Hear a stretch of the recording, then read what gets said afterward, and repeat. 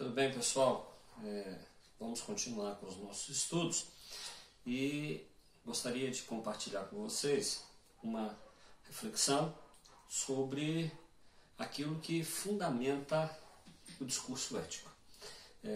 Nós já procuramos estudar, já vimos que a ética é um fenômeno essencialmente humano e ela é que dá o estilo à existência humana. Também comentamos a relação entre consciência, racionalidade e ética.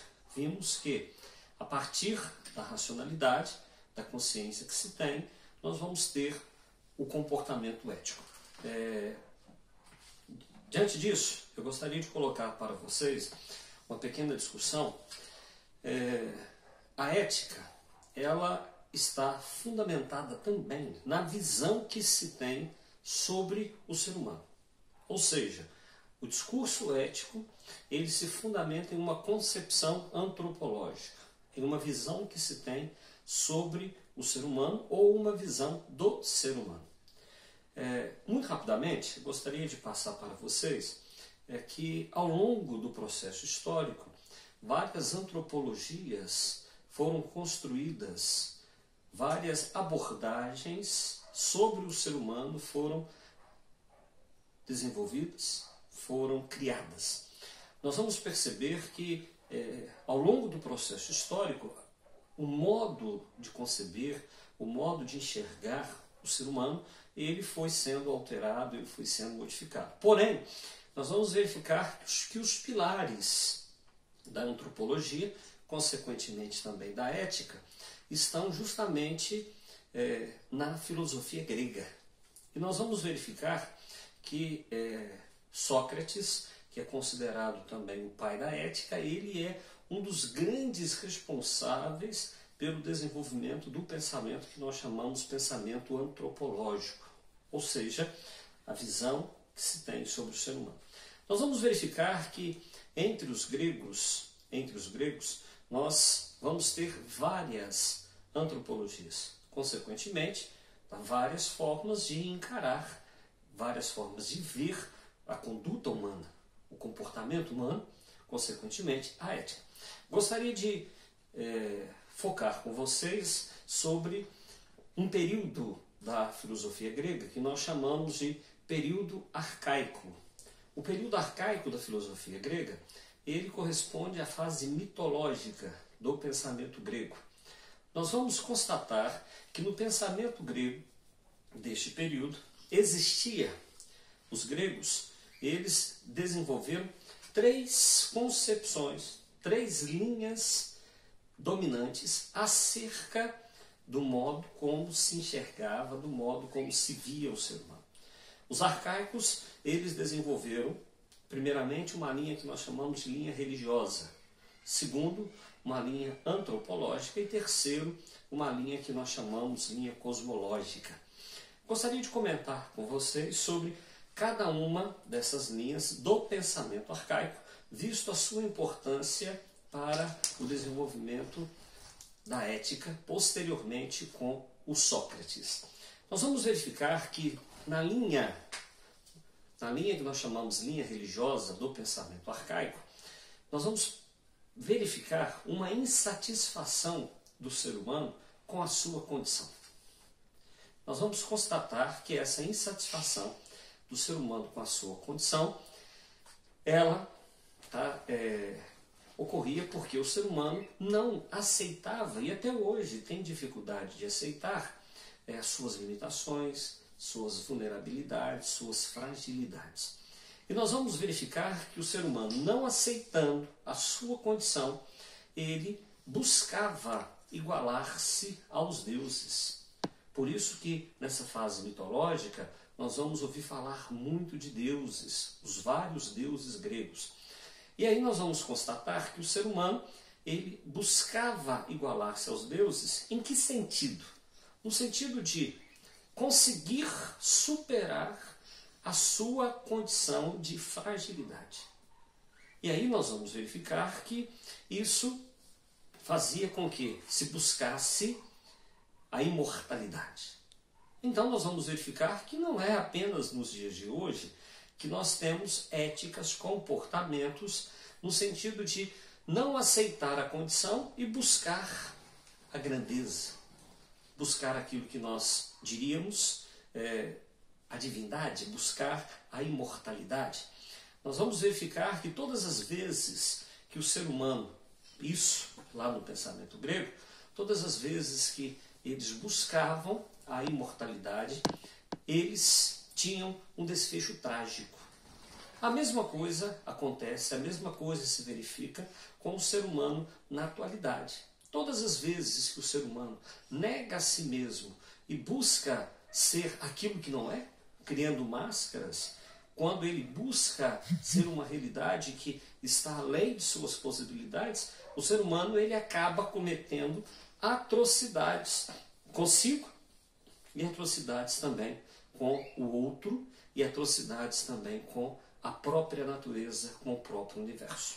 Então, dentro da linha religiosa, nós percebemos essa insatisfação do ser humano com a sua condição.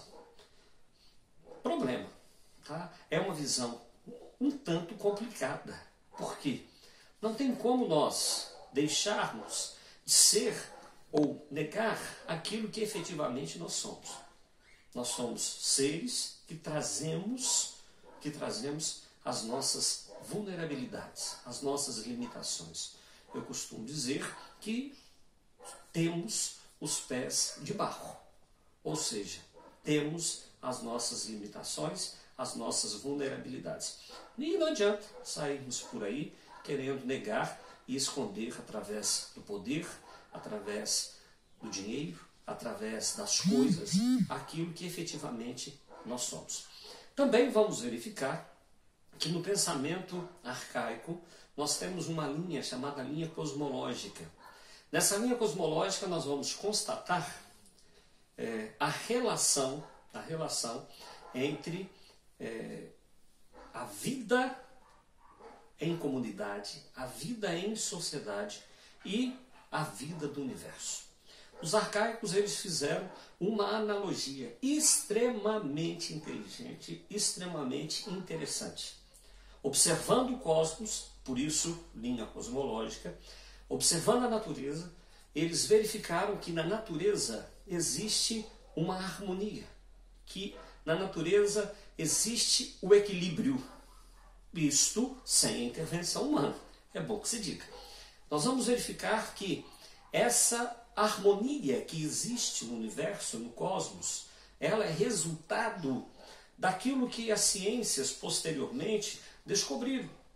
Essa harmonia é resultado de leis físicas, leis químicas, leis biológicas. O que assegura, o que garante a harmonia ao universo, à natureza, ao cosmos, é justamente a existência de leis. E aí, aqui está a analogia, aqui está a sabedoria dos arcaicos. Quando eles começaram a entender que a comunidade humana, para funcionar, a sociedade humana, para ter harmonia, para ter equilíbrio, ela necessita também de leis. Leis sociais, leis políticas. As leis sociais, leis políticas é que garantem a possibilidade da harmonia e do equilíbrio, ou seja, o funcionamento da comunidade humana, da sociedade humana. Todas as vezes que o ser humano ele transgride as leis, as normas, ou seja, não tem uma conduta ética, nós vamos verificar que o ser humano ele quebra essa harmonia. Ao invés da ordem, ele vai imprimir a desordem. Então a desordem ela é resultado justamente do não cumprimento das normas, dos pensamentos, das posturas morais e das posturas éticas. Então essa analogia entre a comunidade humana e o cosmos é algo extremamente inteligente, algo extremamente pertinente. A comunidade humana, para conseguir ter ordem, equilíbrio, harmonia, ela necessita de leis. E as leis precisam ser cumpridas, elas precisam ser seguidas. Também no pensamento arcaico, nós temos uma outra linha chamada linha antropológica. Os arcaicos, eles desvelaram, eles descobriram, eles constataram que a existência humana, o existir humano, ele apresenta duas dimensões. Uma primeira dimensão que eles chamaram de dimensão apolínea. E a segunda dimensão da alma humana é a dimensão dionisíaca. Veja aqui a presença de dois deuses, a figura de dois deuses da mitologia grega, Apolo e Dionísio. E nós vamos constatar, vamos verificar que a alma humana, ela, ao apresentar essas duas dimensões, ela quer demonstrar para nós que, primeiramente, nós vamos constatar que o ser humano, ele é passional, ele é paixão, ele é eros. Nós vamos verificar que a dimensão dionisíaca significa isto. Significa que somos passionais, somos emoção, somos paixão. E nós vamos constatar que a dimensão apolínea é a dimensão da racionalidade, é a dimensão da serenidade. E nós vamos verificar que o ser humano, ele traz consigo essas duas realidades na sua existência. Ele traz, de um lado, o desejo, a vontade, os impulsos, mas ele traz consigo também a racionalidade. A racionalidade. Nós somos razão e somos coração. Os nossos comportamentos têm origem ou na racionalidade, ou na passionalidade, ou nas paixões.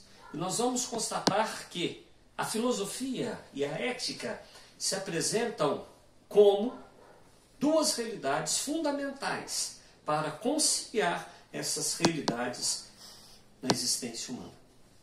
A razão e a emoção, o coração, vão se equilibrar quando nós nos orientarmos pela filosofia, quando nos orientarmos pela ética.